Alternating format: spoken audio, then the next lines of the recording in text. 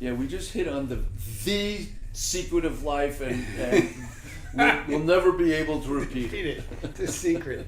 Yeah. So that's the answer to your question. That's where I am. I feel good. Andy, my wife,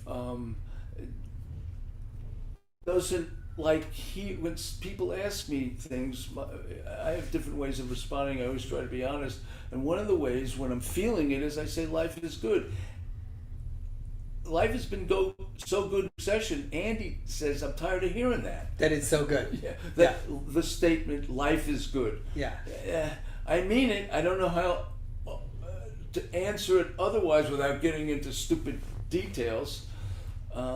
So that's where I am today. Yeah. Tomorrow may be a whole nother story. I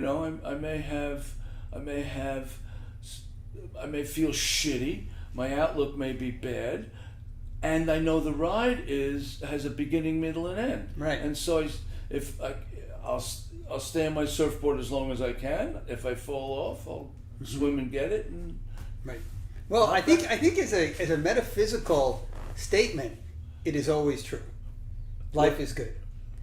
Yes. Because it's rare. It's rare in the universe, and and hence. Don't get me started about Goldilocks right. now. So and hence the fact that we exist is good. It's incredible right. that we're here. It's incredible that you and I are sitting here as human beings in America at this day and age. The likelihood of that is 40 places to the right of the decimal point. Yeah. No, I mean it is a miracle that we're here. A miracle. And the fact that it's all going to fall apart and we're going to die and at some point we're going to go extinct, that's beside the point. It's still a fucking miracle. But that's yes, right. But that's not falling apart. Yeah. That's just the way it works. Yeah, well, it's just the cycle of life, right? But some other life will probably still be here on this planet until the sun goes out, right? Right. But it just won't be us.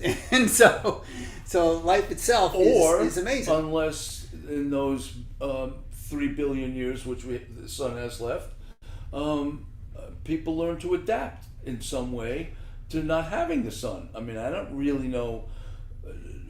I think we have a hard time having life on this planet without the sun.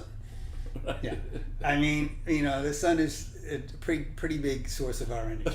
So it's everything. Yeah, I mean, I remember when I went and saw the total eclipse, a couple of years ago, and that will blow you away. That will confront you with what's going on. That was the most profound. Maybe in my experience, like single experience in my life. I mean, I've had, passing of my father was pretty big, but this was right up there because you get a really profound and visceral sense of the delicate balance that we are in between ourselves and the sun. And you can imagine when people experienced this before modern science, right. They were in a complete fucking panic. Excuse my language, because you feel a temperature drops like 30 degrees in Is that right? Oh yeah, I mean it's just like vroom, and you're just like standing there, and the sun looks like this big aura, and you're like, oh my God, we're all gonna die. And no wonder they thought they pissed the gods off. Yeah, and then when it comes back, you have this collective like, oh my God, what do you mean we're not gonna die? I mean, of course, we know that but people didn't know. No. And they didn't know what was going on. No. And it was like existential. It was an existential moment where you were like, what is happening? And I think me and everybody I know is about to expire. Right. And you're confronted with your powerlessness. Yeah. So I think when you go back to life is good, it's amazing. Life is amazing. It's amazing. And is it difficult? Yes, it's also difficult. Well, that's the default way of being in the world. Right. Entropy, chaos. Right. And just like, things don't work out the way we would like them to work out. That's the way it is. And yes, we're all going to expire individually. And yes, things work out one way or the other. Yeah. They are working out. Beyond your persuasion, influence. Yeah. So yeah, well, I really appreciate that you're in that place. Yeah, I am in that place, and I feel enlightened, frankly. You very well. You very well probably are. It's great walking around feeling that way. It's great to just when you can just be so appreciative. Yes, You know, that's a great huge way of point. being. Is to see it, know it, and appreciate it. Yeah. Instead of going through life, it's I had a half an avocado this morning, and I didn't intend or think about it, but I found myself eating it and noticing, this is a meditative thing, and noticing the texture of it, the color of it, which is gorgeous, the smell scent of it, and the chewing and the feeling in your mouth and the swallowing and appreciating each one of those things.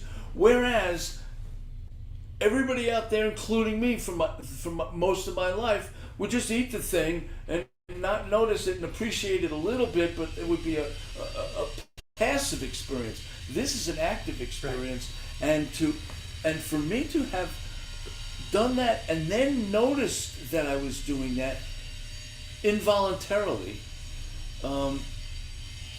says that, I passed the audition. Yeah, you're paying attention. I'm at another level. Yeah. You're realizing that an avocado is a perfect food. Yes. It is. It's a perfect food. It's a perfect food. It's a perfect food. Perfect food. Yeah. Yeah, no, it's they're great. So yeah. I really, that's a great place to be, Norman. And and here I am, just savor it with you. You will fall off the wagon a few times, because my experience with enlightenment is it's I think we're both probably along the scale of enlightenment, but we're not the Buddha. Meaning we're not there all the time. No, you know that's sort of a goal out there, and you strive knowing you're never going to get there. Yeah. You're never going to get there. Well, you don't know. No, really. Most of the stories I've heard of enlightenment, of like real enlightenment, are very like almost spontaneous. They're just like something happens, and you usually go through some kind of death experience. Like you think you're going to die. Like, I think I'm going to die, and then boom, you go on through to the other side, break on through to the other side. It's like a Doors song, and that's most of the stories I've heard about people who get like fully enlightened. It's like that kind of. So you don't know, Right, and I think it's misguided if you're out there and training and meditating and learning, for you to think that you are the prime mover. You're not the prime mover. Right. You just have to notice the forces and the outcomes. And then I think one of the nice things about what you're doing is you're noticing these moments, and if you can not just savor them something, but really be with them. Like that's meditation, basically. Yes, when you're really in that moment with my avocado, right. And then you have that. And what you're doing is you're cultivating. That's what they call in yoga like a samskara. You're cultivating a way of perception, and what's the word? What? It's called a samskara. It's like a groove that our brain tends to go into, the way we perceive things. Right. And if you can start to cultivate that, that's really what you're doing with meditation. Yes, I don't know that you know how to cultivate it, except that if you're living in a way where you get into that groove, that reinforces doing it again, whether you know how you did it or not. Right, but I think that's the true. Interface of psychology and spiritualism, right there. But I do think there are practices which will make you more prone to falling into that groove. That makes it more available to you. Practice is big. Well, it helps. It just helps. It helps you fall into that groove more often. So I want to kind of funny story along this line. Like right before this, I was talking to another student, and we were talking about birthdays, and she shared her birthday, and then she said, "Well," she goes, "When's your birthday?" I said, "Well, it's Christmas Eve," and she goes, "Oh, that must have been terrible. It's like having your birthday so close to Christmas." And I said, "Actually, it was great, and it's still great." And she's like, "What do you mean?" She says, "Well, basically, I'm the warm-up show to Jesus, and it's like a festival of lights, Santa used to come to my birthday party, and everybody gets presents. How awesome is that? And she couldn't believe. Everybody remembers your birthday. Right. And most people remember it. Yeah. And, but she couldn't believe my perspective. She was like, you said something like, "You're too good." And I'm like, "No, it's not good. I just have a healthy perspective on my birthday." Right. Like, was I making stuff up about Santa coming to my... Not really, because my parents would have a big party, my extended family would come, and Santa would show up, at my birthday party, and so... And so it's just a way of turning perspective, and it's just a slight turn. It's not like this huge turn. And that's what they say about when we start to get free and start to accept. It is not this huge, like the world hasn't flipped on its axis. You've just changed your perception of it. You've changed perception and even the words you use matter. Yeah. Oh yeah, they definitely matter, because words are reinforcing our way of seeing the world. And they influence your perceptions. Yeah. Yes. So when we can start to cultivate this wonder, like really it's just amazing that we're here. It goes back to what we started, which is just amazing that we're here. Wow, we showed up. This was incredible. Then it all becomes pretty extraordinary, Yeah, and you're hinting at you have to intend to notice. You have to intend to be available. You have to know that it's out there, and you have to intend to align yourself with it. One of the things I think helps for you and for me, is just this tying into this, is this notion of getting somewhere. Like we're getting somewhere. I think that the most people are eating that avocado, they're just swallowing it down, right?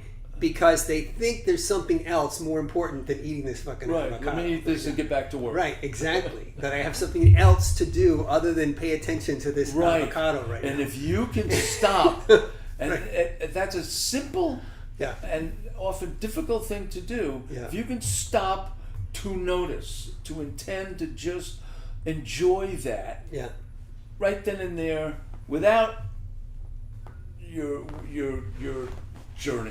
Right. So I think that for me, that's been one of the biggest helps or revelations for me in the last few years, is this notion of, this is it. This is the whole program right here. Right, I'm not getting anywhere. And right now, I'm not going anywhere. I'm not going anywhere. There's not anything to get to. Here I am. I want to just show up as best I can right now. Now. And that will take me somewhere. I don't have to actually even worry about where it's taking me. No. And people keep asking me, like, what are you going to do with this counseling degree? I'm like, I don't know. I don't know what I'm going to do with it. Think about the liberation, how it feels to accept that you're a leaf in the wind instead of the leaf trying to get over there somewhere. Get somewhere, right? You're trying to get somewhere. Just imagine relief. That's a huge illusion that people believe that they're getting somewhere. They really hang on to that big time, and so yeah. And that's a very Western affliction. Mm-hmm. Yeah, and people. And the other thing, same student, I was talking to them about something else, and we were talking about people working really hard, and how they, work really hard and then they retire. And it's like, people who work really hard tend to look at work as it's either all or nothing. It's like, I'm either working really hard or then I'm not working. And I'm just like, I remember being younger. And living in Boston, and there were a lot of young the people kind of in that mode of working really hard and getting someplace. And I noticed they didn't seem very happy.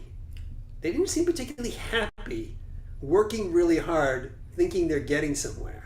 And I'm like, there's got to be some other way besides this program, which is really prevalent all around me, know. And right. Yeah, it's more than thinking. They believe that they're getting somewhere, and so they are dedicated to that enterprise. It's don't know the bliss of letting go. Right. Of just being. Right. And that doesn't mean, like, listen, you and I still do a lot of stuff. I mean, I'm busy, but I just realized that, well, it's what are my priorities, and what do I want to get done today, and we'll see how much I get done. Right. Yeah. Right. It's interesting you say that. I remember being younger and, you know, striving career-wise or family-wise, and I would have these lists of things to do. Oh, I still have lists. Yeah, but and as do I. Yeah. But my breakthrough was, if I didn't get that fucking list done today, it messed me up. Right. Until I You were realized, a failure. Yeah. On some level. until I realized, all right, I'm going to get done all of these important things sooner or later. I'll get done what I can today. If I'm energetic and light and ready, I'll get more done today. But if not, if I'm having a bad day and I only get 2 things done, I'm at peace with that. It used to fuck me up, ruin my day and the next day if I didn't get it done. And now I just, you know, letting go is a secret. Oh yeah. Again, because I think that there's notion, especially when we're younger, that when we get this, when we get the promotion, when we get the Raise spouse, and- when we get the children, when we get, it's like, then we'll be happy, right? And honestly, what happens is life just gets more complicated. It's It's like penalties in football, half the distance to the goal. Yeah. You ain't getting there. So it's really interesting how we just have to get to a point where we realize, this program it's not a bad program. It's just not a happy making program. It's like, okay, you do get egoic satisfaction from it. So I understand that. But it takes courage to look at it and decide that this isn't working. It takes courage to get off of that stationary bike. Mm-hmm. Yeah.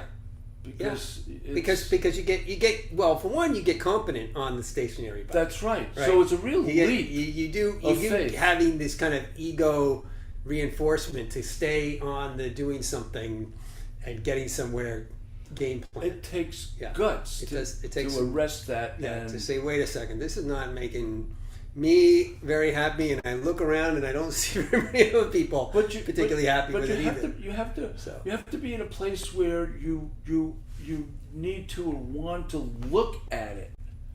Look, most people live and die and don't explore that. No, they're just looking for that next thing. Like, what's that next accomplishment or next thing that I can acquire that will lead to eternal bliss. Oh, then I'll be happy. Right. And so when we start to let go of that, that is the beginning of freedom, really. It's the beginning of bliss. So I've been. So what about you? So me, I mean, I've had a lot going on this last month. It sounded like a lot. There's been a lot happening, and I'm trying to think of where the entry point is here.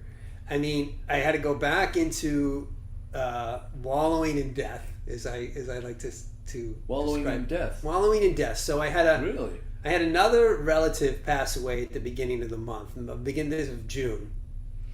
So I went back to Boston for a funeral, which was where my dad and his siblings grew up, and that was both beautiful and sad, but mostly beautiful actually. But it brought up some stuff, and then I went into ceremony. Plant medicine ceremony with shamans for 3 days. Wow. A couple weeks ago, and that was very intense. What prompted you to do that? Well, it had been made available to me, and I was invited, and I was like, okay, and I'd done it before with these shamans about a year ago. What's involved in that? Well, there's preparation, which is a cleanse. So I take out salt, sugar, dairy, fermented products, alcohol. Who decides that cleanse? Cocktail. Yeah. Well, these are So once you've signed up for something like this, you let go. You have to let go. You have to sort of say, and I didn't do a very good job of letting go last time, a year ago. I did the whole cleanse part, but then I had these trust issues with the whole thing once I got there. I can see that. And that blocked some of the potentiality of it, for sure. This time around, I knew about that, and I'd had some conversations with people since, and with one of the shamans since, and so I felt a lot more comfortable. You let go of the analytical mind. I let go of the paranoia. I mean, I literally got paranoid. And plus, when you take a psychedelic and you're kind of poised for paranoia, it's not a good time. No, it's not fun. I know. So you don't want to be paranoid going in, because it's only going to get worse. And so fortunately I dealt with that, and before I got there, and so I was in a much better place. But I had sorry to interrupt. How did you deal with that? The paranoia part? Yeah. Well, one was talking to other people who've done the ceremony, talking to one of the shamans in between, and getting to know them better, and kind of understanding what their philosophy and their commitment to this whole thing, which is profound. I mean, profound. And so I just started to realize, okay, I can let go. You're safe. Yeah, I'm safe. I can trust this process. That's you. Well, that's great. So I worked on that, and then but then I also worked really hard on my intentions for this, what I wanted to get out of this experience, and I consulted my professor. I had a whole other thing. So in the meantime, there's a lot going on here in this story. So I'm dealing with death. I had another relative pass away at the end of June, not a direct relative, but my brother's mother-in-law, who I knew very well, who was a great person. So she passed away as well. So I've had 5 relatives pass away in the last year. And so it's really been pretty incredible. So as I said, wallowing in death. And so, it's definitely bringing up my own existential mortality and that kind of stuff. In the meantime, I was taking last month in my opinion, the most important class in my graduate school program, and that's crisis and trauma counseling. And crisis and trauma counseling, which for me is the apex class. I mean, we've done all these other skills and assessment and diagnosis and treatment and career counseling, and what else I do? I did addiction counseling, but trauma and crisis is for me really kind of where it's at. This is where the rubber meets the road, and so I was a little upset already. You're right to call it an apex. I mean, that is at the top of the mountain. Right, that's where you're going to be dealing with the shit, and so it's like that people have to deal with, and that's why they come to you. Yeah, because they're in some either trauma or crisis, right? And so being adept at that is important. So one, I'm upset that the class is offered in the summer, not during the regular year, because it's now only a 6-week course as opposed to a 15-week course. Right. And I'm like, okay, this is the most important class, and you're now going to jam it into a summer class. 2, I'm working with a professor who's also my advisor, who I like a lot. I think I might have described her to you. She's 50 years old. She went to Yale. She's really smart. And from your descriptions, I have to say she sounds like a very special person, really well informed, and a great teacher. I think she's all of those things, and she has serious physical disabilities and and challenges, and serious like life-threatening, and so. So I go into this class. I'm a little like, okay, I'm psyched about it, but also like, okay, I wish it was gonna. I knew it's like you're trying to pack in too much. So then she starts in the first class. She starts talking about her ailments and how COVID exacerbated what she has and all this stuff. And I kind of like start pushing back, because I also know that she has been a really like prodigious, just hard worker. And I'm like, well, do you think that the 30 years of working your ass off might have had something to do with it? And she's like, oh yeah, and I realized, and then I remember going to talk to her about, I want to apologize because I think I was getting triggered by the fact that this is the last in-person class that I'm taking at the school. It's with you. I'm a little pissed about your, you know. Were you able to say that to Yeah. him? That's a great relationship. I know. No, we have a good relationship, but we have the best. We've had the best student-teacher relationship I've ever had in an academic setting. And she could So- say something approximate to that too. She Maybe, would say. yeah. I mean, we're having a real, like, again, like, it is got the boundaries that are necessary, Right. but it's a real relationship in the sense that we're Yeah. being honest with each other, Right. you know. And so, And non-judgmental. yeah, exactly. So it happens again. Like it was either that class or the next class. Maybe I think it's the third class. I come back from that funeral that I talked about up in Boston. I then have to catch up on my work. So I do all my work, and I'm driving up to class on a Monday morning or Monday afternoon. And as I'm driving, I get a text from her saying, my flares, I guess these flare ups, like I flared up, and I'm not going to be able to have class tonight, so I'm canceling class.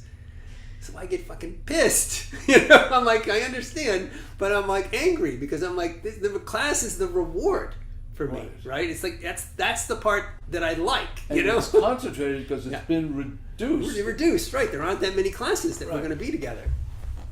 So I send her an email the next day saying, listen, I understand about your health, and I really, you know, we had already talked about that, and. But I gotta say, I'm really disappointed. And then it kind of triggered some whole other cascade about, you know, I think that Why did you say that? Why was I disappointed? No. Why did you tell her?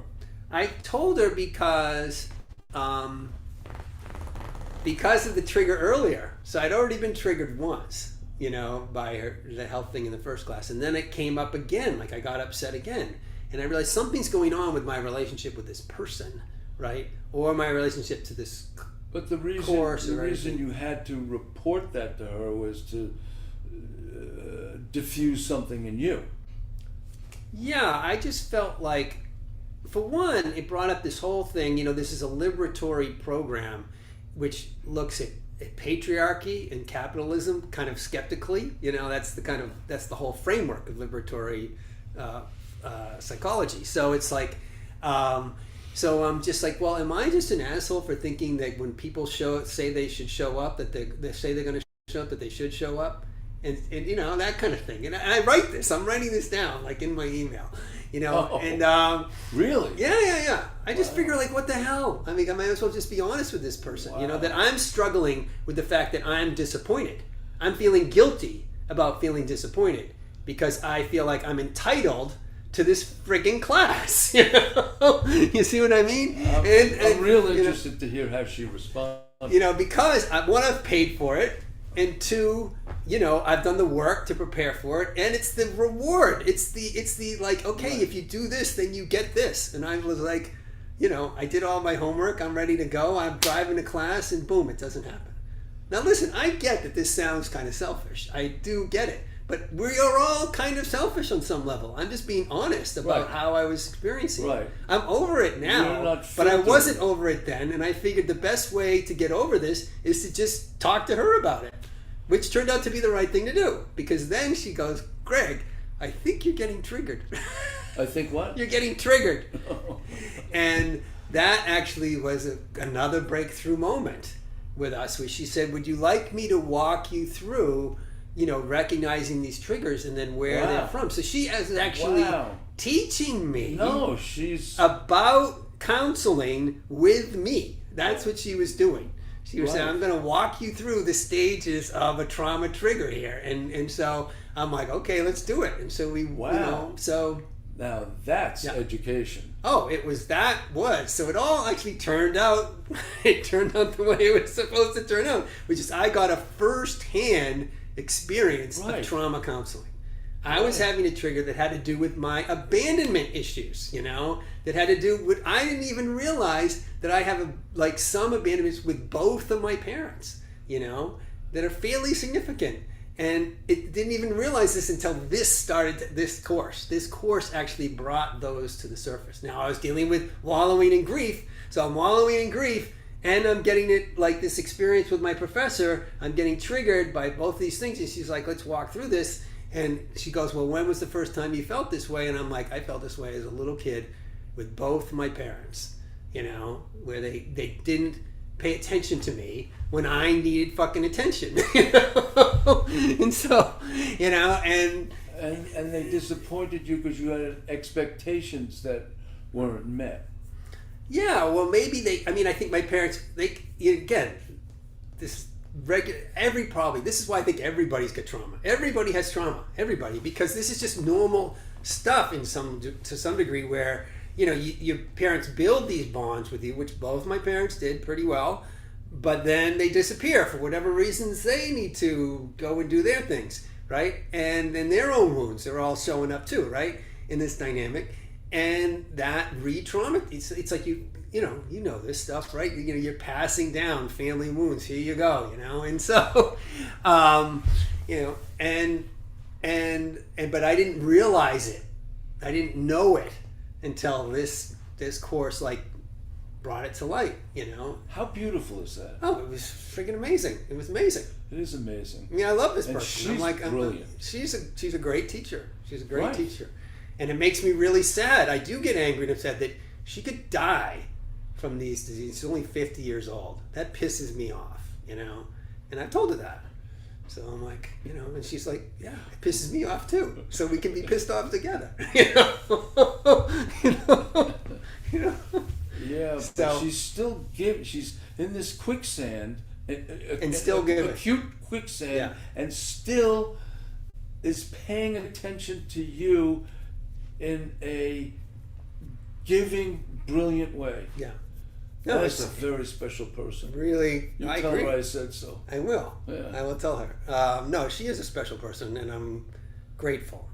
I'm grateful. And well, you should be. And so here's where I get to my whole thing about paradoxes. So one of the things so then I'm also getting triggered by some of the stuff in class, because you start looking at some cases and things.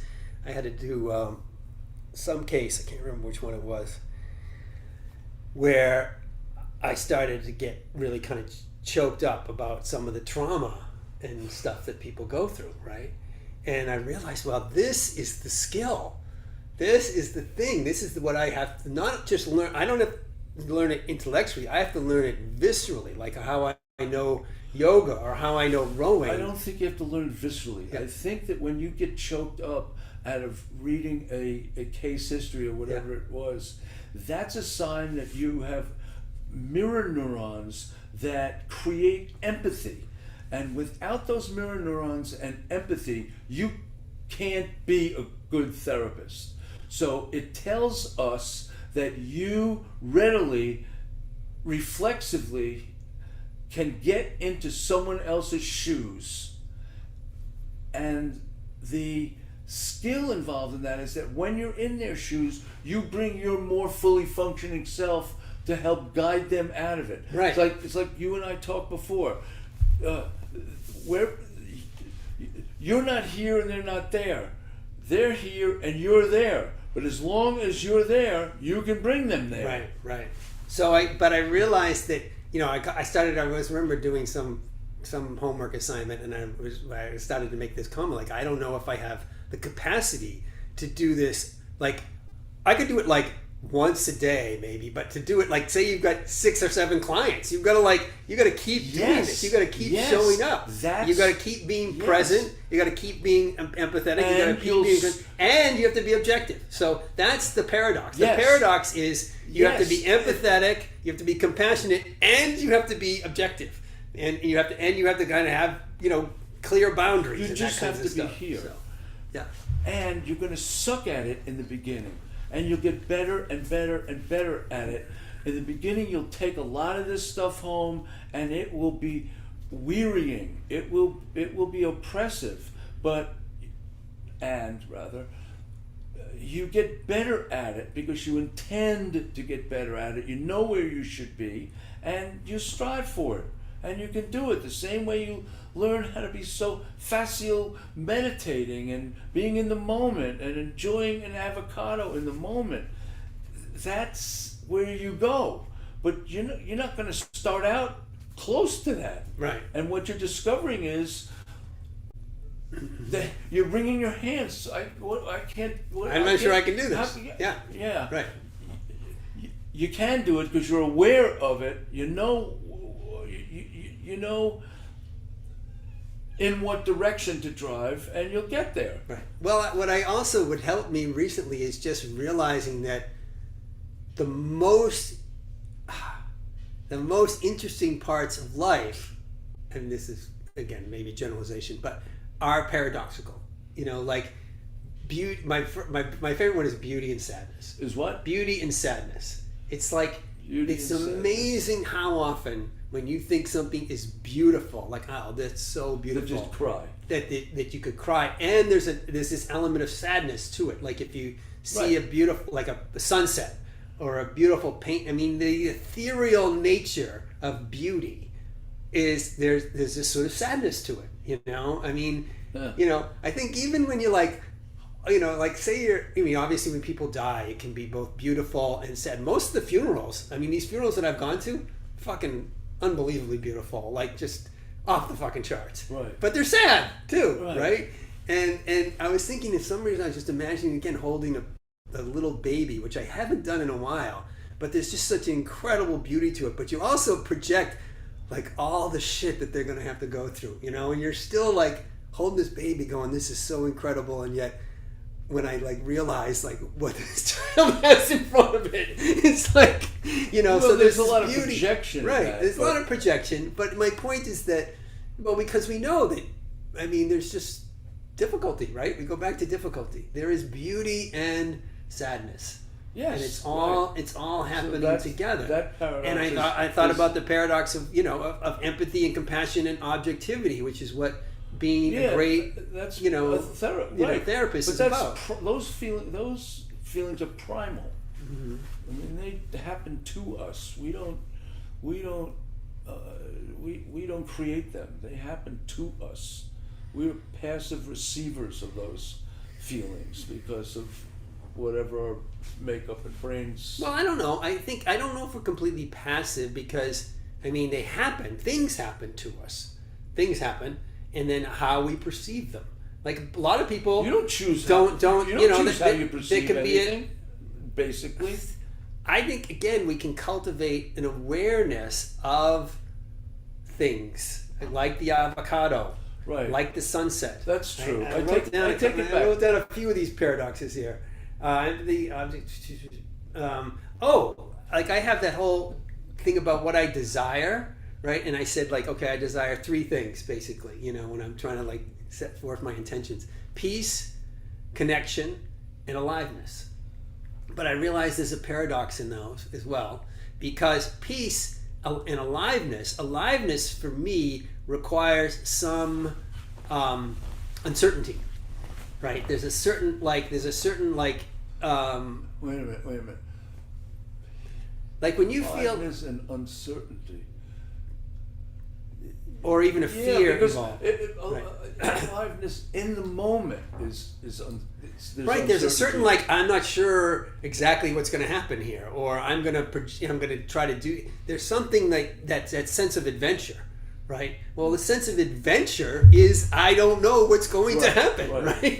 You know, and I like that. I like that, but I also realize it can be counter to peace, because sometimes that sense of adventure gets a little overwhelming, right? And it's sort of like, but Well, how we can I invite the degree to which we act on adventure. right?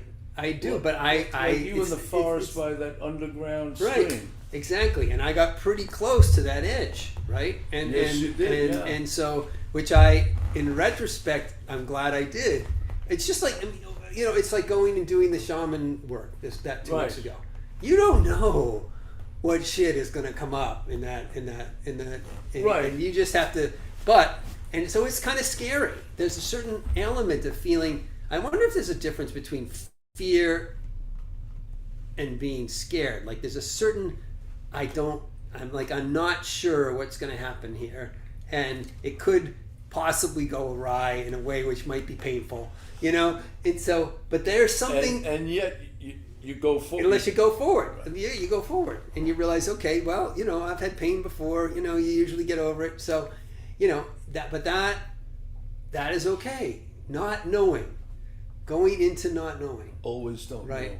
And so can you bring, so what I realize is it's part of that dance of the peace, the connection, and aliveness. They're a dance, or as you would say, as to become a great therapist, you're able to do the compassion and the empathy and the objectivity. You know, it's a dance that you're having with yourself and with your client, you know. And when I realize because you have a job to do. Yeah. You're not your client is not your friend. Mm-hmm. You're not friends. No, I know. I know, but that's an important thing, because they want you to be daddy. They want you to be a lover. They want you to be a friend. So there is that tension. Yeah. And sometimes you actually have to articulate that. Right. The say to a patient, well, the "I'm not your objectivity friend." and boundaries, right? So you've got Yes. empathy, compassion, Yes. objectivity, boundaries, you know, and those things all have to be, it's like a dance. Aligned. It's like, Yeah, aligned in and in sync, and that is what I felt like, oh, could I do that? But it's great over that you and know. over It's great again. that you know. That those, it's great that you know those are the variables, the dimensions. Yeah. Yeah, it is good. So I have a good sense of that. And then I Yeah. realize, okay, well, if I practice this, I'll probably Yes. get better at it. Yes, absolutely. Right. So that's where I am right now. I mean, Yeah. I'm like, I got a little bit of a break between, I finished up that class on Sunday, got my final paper in for that, and now I'm just got a little break before I start up the Yeah, next class. you, me, all you out there, we're all becoming. We're all Right. becoming. Yeah. Coalescing. We're becoming without getting anywhere because we're still here. You know? Anyway, so Yeah. So that's where we are. yeah. So I guess it's a good place to stop. Yeah, I think we've. That's where we are today, and tune in for next time to see where we are then. Yeah. Tune in and stay with us because we'll be here. Yeah, you know, we're gonna or just keep call going. in, look us up. Norman Klein and Yeah, Greg Norman Behringer. Klein, KLEIN, PhD.com, Yeah, and Greg Behringer, and you can find me at Soul Journeys. Soul Journeys, plural. Yeah, Journeys. Yes. Dot what? .net. .net. Yeah. If you just look up Soul Journeys, it should pop up. Oh, yeah, Hopefully, I guess so. hopefully, at this point, it's got I enough. guess so. Okay, Enough so traction. Anyways, namaste.